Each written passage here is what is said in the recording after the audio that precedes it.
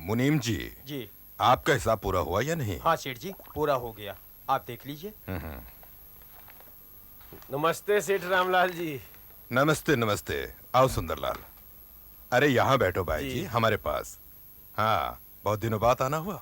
क्या बताएं सेठ जी, निरुपमा बेटी के लिए वर ढूंढते ढूंढते इतना भटकना पड़ा कि किसी से मिलने का वक्त ही नहीं रहा। कहीं बातचीत कुछ पक्की हुई कि नहीं? जी, जिन खोजा तिन पाइया। आपकी कृपा से मेहनत सफल हो गई। राय बहादुर साहब का इकलौता बेटा है, अभी मुंसफी का इम्तिहान दिया है। उन्हीं से बात पक्की करके आया हूँ। अच्छा, ये भी अच्छा हुआ। वैसे निरुपमा भी तुम्हारे 5 बेटों के बाद इकलौती और चहेती बच्ची है। जी वो तो ठीक है, लेकिन जोश जोश में हैसियत से ऊंचा रिश्ता कर बैठा। काफी दान दहेज की मांग की है उन्होंने। अच्छा, कितना? जी वो 10,000 रुपए नकद और ऊपर से ढेर सारा दूसरा सामान। अरे राम राम राम, बहुत ज्यादा है। तुम्हारे 3 बेटों की शादी में कुल मिलाकर उसका आधा भी तो नहीं मिला होगा, जो वही दे देते उठाकर। उनके ब्याह में जो जिसने दिया मैंने ले लिया, कोई मांग तो थी नहीं मेरी। और फिर जो रुपए मिले उससे बहुओं के गहने बनवा दिए। अब आप सोचिए सेठ जी, हालत ये है कि ब्याह सर पर है, बात पक्की कर आया हूँ और हाथ में 1,000 रुपए भी नहीं। भगवान जाने कैसे पार लगेगा। भाई है तो बड़ी मुश्किल। सेठ जी, आपको याद होगा एक बार आपने कहा था कि अगर मुझे 5-10 हजार रुपए की जरूरत पड़े तो मैं निसंकोच आपके पास चला आऊं। याद है, अरे याद है भाई, याद है। लेकिन देखो ना, इसी को कहते हैं मौका। कल तक आते तो 10 छोड़ 20 निकाल के दे देता, पर कल ही सारा रुपया वो जो शहर में जमीन ली है ना, उसी में लगा देना पड़ा। खैर, और भी रुपया कुछ आने वाला है बाजार से। 3-4 महीने तो लग ही जाएंगे। वैसे शादी कब तक करने की सोची है? ये तो बड़ी मुश्किल हो गई, अगले महीने ही ब्याह है। इतना अच्छा वर हाथ से न निकल जाए, इसलिए ब्याह की तिथि जल्दी ही निकलवा ली। मुझे तो आपका ही भरोसा था, अब क्या होगा? अरे फिक्र मत करो, फिक्र मत करो। वैसे बगैर सोचे समझे तुमने इस तरह की नादानी करके कुछ ठीक तो नहीं किया है। चलो, एक सेठ से मिलवाता हूं तुम्हें। रुपए तो तुम्हें दे देगा, पर ब्याज उसका जरा भारी है। ठीक है, इस बीच और इंतजाम करता रहूंगा, और कोई उपाय नहीं होगा तो आपके उसी सेठ से बाकी रकम ज्यादा ब्याज पर ले लूंगा और आपसे पैसा मिलते ही उसका कर्ज उतार दूंगा और बाद में आपसे भी निपटता रहूंगा। हाँ, क्यों नहीं, क्यों नहीं। तो अब मैं चलूं? राम राम। राम राम। गणेश भी अब तक नहीं आया। आपने उसे अकेले क्यों भेज दिया रुपया लाने के लिए? अरे अकेले गया है तो क्या हुआ? लो, वो आ गया। आ गया? हाँ, बोल बेटे क्या हुआ, रुपए लाए? नहीं पिताजी, वो सेठ के घर में ताला लगा हुआ है। पड़ोसियों से पता चला कि सेठ के रिश्तेदारों में किसी की मौत हो गई और वो लोग अचानक वहाँ से चले गए हैं। हे भगवान, अब मैं क्या करूं? बारात घर में आ चुकी है। इतनी दौड़ धूप करने के बाद भी 3,000 ही जुटा पाया हूँ। अब मैं क्या करूं? और वो सेठ को दोष देने से काम नहीं बनेगा पिताजी। आइए चलिए, कुछ और उपाय किया जाए। चलो। हे प्रभु। समझी जी, जरा उनको बिठाओ वहाँ पे। एक मिनट। मैं आता हूँ। आइए आइए। हाँ बोलिए, क्या बात है? समधी जी। अरे अरे ये क्या कर रहे हैं आप? मुझे बचा लीजिए समधी जी, मेरी इज्जत अब आपके हाथ में है। अरे बताइए तो, आखिर हुआ क्या? वायदे के मुताबिक पूरे 10,000 का बंदोबस्त नहीं कर पाया हूँ, लेकिन मैं कसम खाता हूँ कि जल्दी से जल्दी बाकी रकम आपको अदा कर दूंगा। इस वक्त ये शुभ कार्य हो जाने दीजिए। कितने का बंदोबस्त कर सके हैं आप? जरा मैं भी तो सुनूं। जी 3,000। क्या 3,000? राम सुंदर जी, आप मजाक कर रहे हैं क्या? इतने रुपयों का बंदोबस्त आपके पास नहीं था तो ब्याह तय करने क्यों आ गए थे आप? अब मैं आपको माफ कर दूं तो मैं अपने लोगों को एक छोटी सी रकम कैसे दिखाऊंगा? राम सुंदर जी, मैं राय बहादुर हूँ। आपकी इज्जत से ज्यादा मेरी इज्जत का सवाल है। बस इस वक्त मुझे उबार लीजिए, मुझे उबार लीजिए समधी जी। बाद में हफ्ते, 10 दिन, महीना, 2 महीना, जब आप कहेंगे मैं बाकी रकम लेकर हाजिर हो जाऊंगा। अरे छोड़िए छोड़िए, ऐसा भी कभी हुआ है? 2 महीने में आप इतनी रकम नहीं इकट्ठा कर सके तो अब 7 दिन, 8 दिन, 10 दिन में कहां से इकट्ठा कर लेंगे आप? ये सब चालबाजी है, मैं कुछ नहीं कर सकता। मैं आपसे साफ साफ कह देता हूँ, अगर रुपया मेरे हाथ में नहीं आया तो दुल्हा मंडप में नहीं जाएगा। समधी समझे? जी सुनिए तो।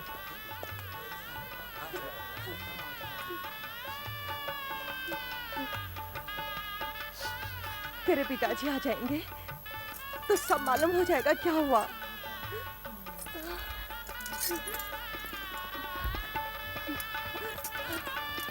बेटी तू रो मत, सब ठीक हो जाएगा। मेरे ख्याल से पिताजी को यह तमाशा नहीं करना चाहिए था। अरे लड़की और लड़की वाले हम लोगों के बारे में क्या सोच रहे होंगे? यही सोच रहे होंगे कि ऐसे बाप का बेटा जब जज बन जाएगा तो गरीबों को तो फांसी पर चढ़वा देगा। और क्या, मुझे तो लड़की और लड़की वालों पर दया आ रही है। पता नहीं वो लोग क्या कर बैठे। और फिर जब बाद में पैसे देने की बात तय हो गई है तो आखिर क्यों? समझ में नहीं आता कि मैं क्या करूं।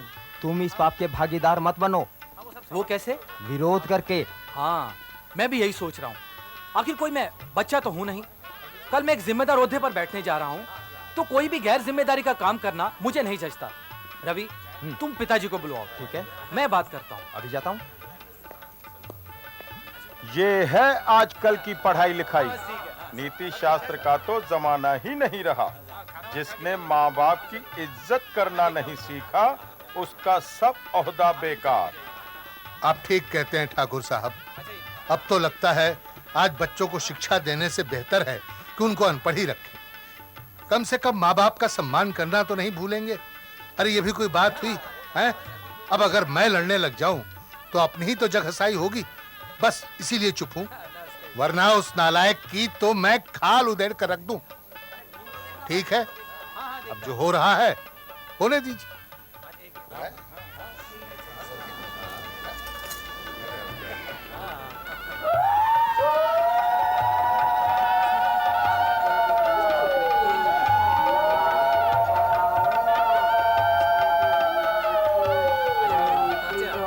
कन्नावै नमः इति वन्दापुष्पे नमः ओम प्रजापतावै नमः इति वन्दापुष्पे नमः सर्वद्वैभवो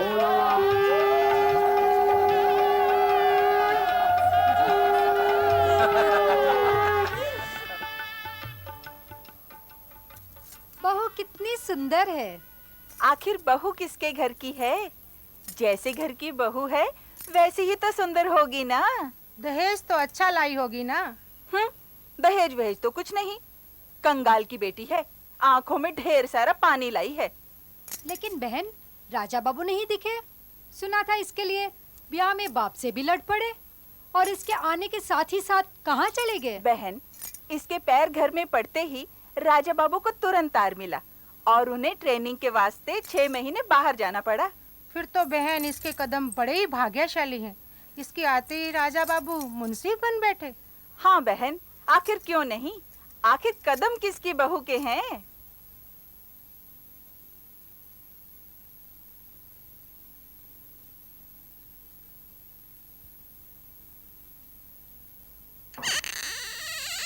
अरे भैया, एक लोटा पानी मिलेगा क्या? बड़ी देर हुई किसी से कहा था। और हाँ, वो समधी जी तैयार हो गए? हाँ, वो तो तैयार भी हो गए और जमींदार साहब के साथ निकल भी लिए। अरे कब? मैंने तो तुम्हें सुबह आते ही कह दिया था। तुमने बताया नहीं कि मैं आया हूँ। बताया तो था साहब, पर मालिक लोगों की बात जाते समय याद भी दिलाया था, तो बोले पता है लौट के मिल लूंगा। अच्छा, फिर जरा भीतर बिटिया को ही कहलवा दो कि बाबा आए हैं। मैं तो साहब बाहर के काम का नौकर हूँ, अभी भीतर के किसी नौकर से कहलवा देता हूँ। और भैया वो पानी भिजवाना ना भूलना, गला सूख रहा है।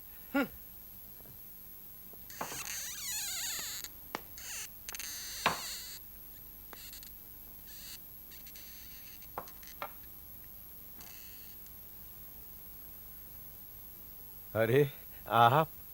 ओ, आप आए हैं। देखिए, अभी तो जमींदार साहब के यहाँ संगीत का कार्यक्रम है, मैं वहां जा रहा हूँ। आप फिर कभी बाद में आइएगा। और सब ठीक है ना? सब आपकी दया है। देखिए, राजा बाबू तो गए हुए हैं ट्रेनिंग पर। बिटिया से मिले कि नहीं? जी नहीं, अभी कहाँ। अरे, अब इस सब का भी प्रबंध मैं करूंगा। दर्जनों नौकर हैं यहाँ, आपने किसी से कहलवा दिया होता। अच्छा देखिए, मुझे तो देर हो रही है, मैं चलता हूँ।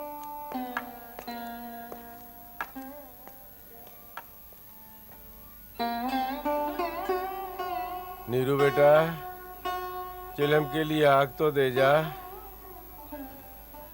बाबा, बाबा। हाँ? हाँ? हाँ? अरे क्या बात है, तुम सब लोग एक साथ? मामला क्या है? बाबा, क्या नीरू ही आपकी संतान है, हम सब नहीं? अरे ऐसा क्यों सोचते हो तुम लोग? तो फिर नीरू के ससुराल वालों को आप ये दहेज की बची रकम देने के लिए मकान क्यों बेच रहे हैं? हम सब कहाँ जाएंगे बाबा, क्या करेंगे? कम से कम आपने एक बार तो सोचा होता कि हम सब बाल बच्चे वाले हैं। अकेले होते तो कहीं शायद बाहर चले जाते, लेकिन इतने परिवार के साथ। ओह, तो ये बात है। मैं समझ तो गया था कि ये बात तुम्हें किसने बताई, लेकिन जब बात खुल ही गई है बेटा, तो सुनो। मकान में बेच तो रहा हूं, लेकिन खरीदने वाले से भाड़े पर ले लेने का इंतजाम भी कर लिया है मैंने। फिर तुम ये रहने की फिक्र क्यों करते हो? क्या भाड़े के मकान में? बाबा, भाड़े के मकान में रहेंगे तो उन लोगों की जब मर्जी होगी हमें निकाल बाहर करेंगे। फिर क्या होगा? इतना बड़ा परिवार, ये मवेशी, ये सामान, हम सब कहाँ जाएंगे बाबा? नहीं बाबा नहीं, आप एक का भला करने के पीछे इतने लोगों की जिंदगी बर्बाद मत कीजिए। आप खुद सोचिए, हम इससे ज्यादा कुछ बोलेंगे तो लोग यही कहेंगे ना कि हमको आपकी इज्जत करना नहीं आता। अच्छा ठीक है, तुम लोग जाओ, मैं कोई और उपाय कर लूंगा, पर मकान नहीं बेचूंगा। जाओ तुम लोग, जाओ।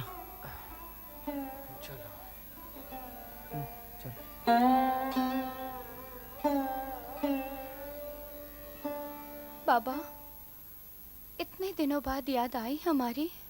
नहीं बेटा, मैं तो आया था, लेकिन समधी जी से ही मुलाकात हो पाई। तुम्हें किसी ने बताया नहीं? नहीं तो, कोई कुछ बताता ही नहीं। जानता हूँ, सब जानता हूँ बेटी। वो लोग चाहे मेरा जितना भी अपमान करें, मुझे बुरा नहीं लगता, लेकिन जब तेरी तकलीफ सुनता हूँ तो कलेजा दहल जाता है। इससे पहले भी तो आप एक बार बिना मुझसे मिले चले गए थे और मुझे पता भी नहीं चला।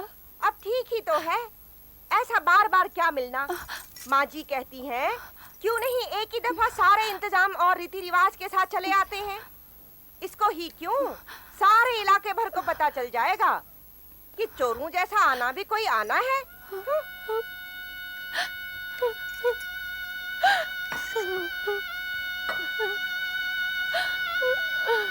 रो मत बेटी, रो मत। तुम्हें लगता होगा कि मैं एक निर्लज्ज की तरह अपना कर्तव्य पूरा किए बिना बार बार यहाँ चला आता हूँ, पर अब मैं तुझे कैसे समझाऊं? क्या क्या उपाय नहीं किए मैंने। मैं समझती हूँ बाबा, लेकिन फिर भी कैसे भी मुझे एक बार घर ले चलो। ले चलूंगा बेटी, जरूर ले चलूंगा।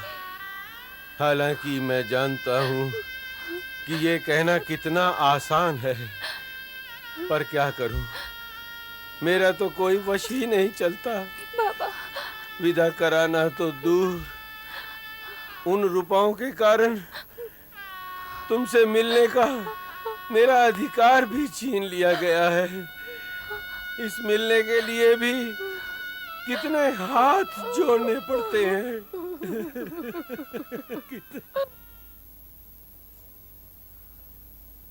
दूध तो पी लो। हाँ? क्या तबीयत ठीक नहीं है? खाना क्यों नहीं खाया? खाना कैसे खाऊं? तुम्हें तो सब पता है, वहां हमारी नीरू बिटिया एक एक कौर के लिए तरस जाती है, तो यहाँ मेरे गले से कुछ नीचे उतर सकता है। लेकिन करोगे भी क्या? सब उपाय करके तो थक गए हैं। नहीं, मैं अब भी बहुत कुछ कर सकता हूँ नीरू की माँ, लेकिन मैं कसम खाता हूँ जब तक रुपयों का पूरा बंदोबस्त नहीं कर लूंगा, नीरू की ससुराल नहीं जाऊंगा, नहीं जाऊंगा। अरे भीखू, राय बहादुर साहब कहाँ हैं? साहब तो पड़ोस के गांव में गए हैं, काफी देर से आएंगे। आपका इंतजार करना ठीक होगा या नहीं, जरा अंदर पूछ लूं तो बताऊं? नहीं नहीं, उसकी जरूरत नहीं, आज मैं उनसे मिलकर ही जाऊंगा। और हाँ, भीतर जाकर जरा बिटिया को बोल दो कि मैं सब इंतजाम करके आया हूँ। अच्छा जी।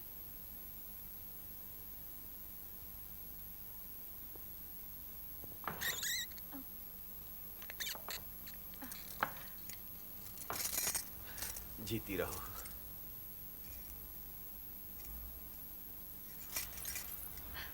क्यों नीरू बेटा, तेरे बार बार बुलाने पर मैं नहीं आया तो तूने मुझे बुलवाने के लिए आदमी भेजना ही बंद कर दिया? तो और क्या करती बाबा, जब आपने भुलाने की कोशिश दिखाई तो मैं भी भूलने की कोशिश करने लगी। क्यों नहीं आए इतने दिन बाबा? पता है, साल भर हो गया, 4 कोस जमीन इतनी दूर हो गई। ये मेरी बदनसीबी नहीं तो और क्या है बाबा? नहीं बेटा, वो बात नहीं। मैंने कसम खाई थी कि अब तभी यहाँ आऊंगा जब पूरी तैयारी होगी। देख, इस बार मैं तुझे लेने आया हूँ, अब कोई बाधा नहीं है बेटी। सच? हाँ बेटा। सच बाबा? हाँ बेटा।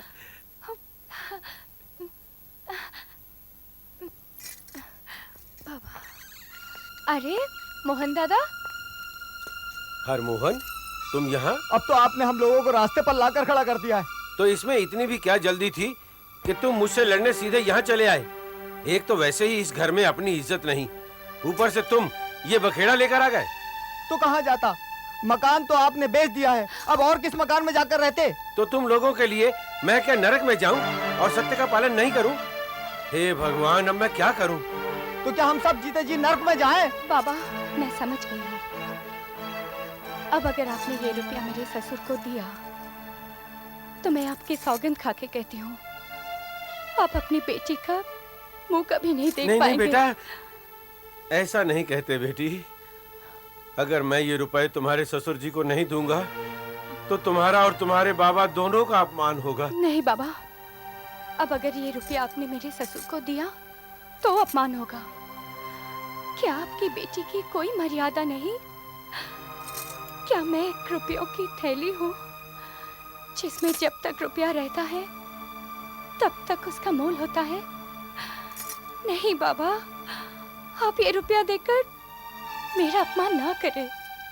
और फिर मेरे वो तो ये सब रुपया नहीं चाहते, तो आप औरों की चिंता क्यों करते हैं? तब तो बेटी वो तुम्हें मेरे साथ जाने नहीं देंगे। जाने नहीं देंगे? जाने नहीं देंगे तो क्या कर सकते हैं? तो आप हमें लेने मत आया कीजिए बाबा। नीरू बेटी, मत आया कीजिए बेटी। नीरू।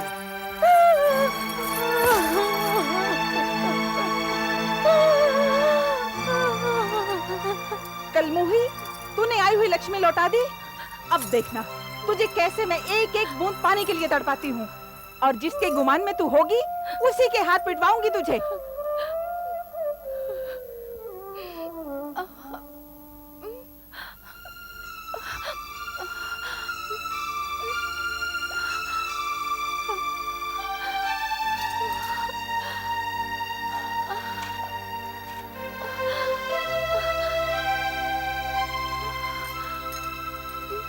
क्या हुआ? पेट में दर्द हो रहा है। कहती है खाना भी अच्छा नहीं लगता। अच्छा, इस गरीब के घर का खाना अच्छा नहीं लगता तो मंगवा ले खाना अपनी बाप की हवेली से। ढोंग तो देखो, जानबूझकर खाना नहीं खाती है।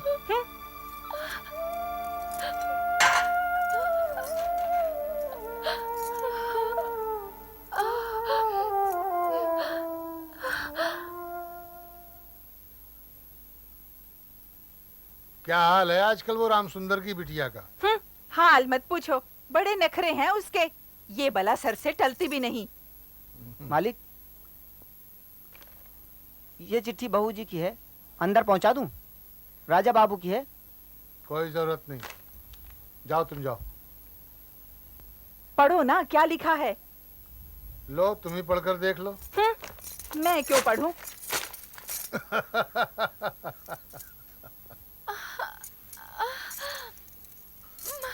क्या हैरी, खुद तो 1 महीने से बीमारी का नाटक किए बैठी है, मुझे भी काम नहीं करने देती। क्या हुआ, क्यों बुलाया? कहती है दर्द अब सहा नहीं जाता, किसी डॉक्टर या वैद्य को। ए लो, इतनी बड़ी महारानी है, इसके लिए अब डॉक्टर बुलाए। ऐसी नवाबजादी है तो अपने बाप की हवेली से बुला ले किसी राजवैद्य यहाँ की इनको।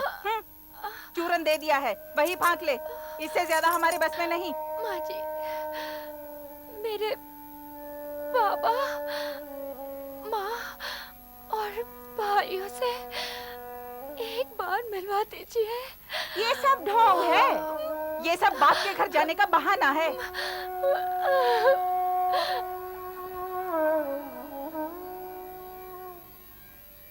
कमाल है, इतने दिनों से इसके पेट में शोल उठते रहे और अब तक किसी डॉक्टर को बुलाया तक नहीं। आप लोग पढ़े लिखे होकर भी। Oh no, she's no more.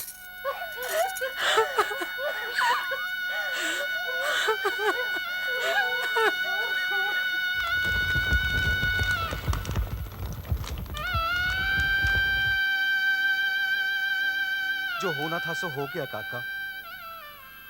मौत पे किसका वश चलता है? मौत तो कोई बहाना लेकर ही आती है, वरना इतने बड़े लोग उसकी जान बचाने में कोई कसर छोड़ते? पूरा इलाका जानता है कि राय बहादुर साहब ने कितनी धूमधाम से आपकी बेटी की अंत्येष्टि की। 11 गांव के ब्राह्मणों ने खाना खाया, चंदन की लकड़ियों से उसका अग्नि संस्कार किया। पूरे इलाके में आज तक ऐसे धूमधाम से किसी की अंत्येष्टि नहीं हुई थी काका। यह भी तो आपकी बेटी का नसीब ही था काका, नसीब ही था।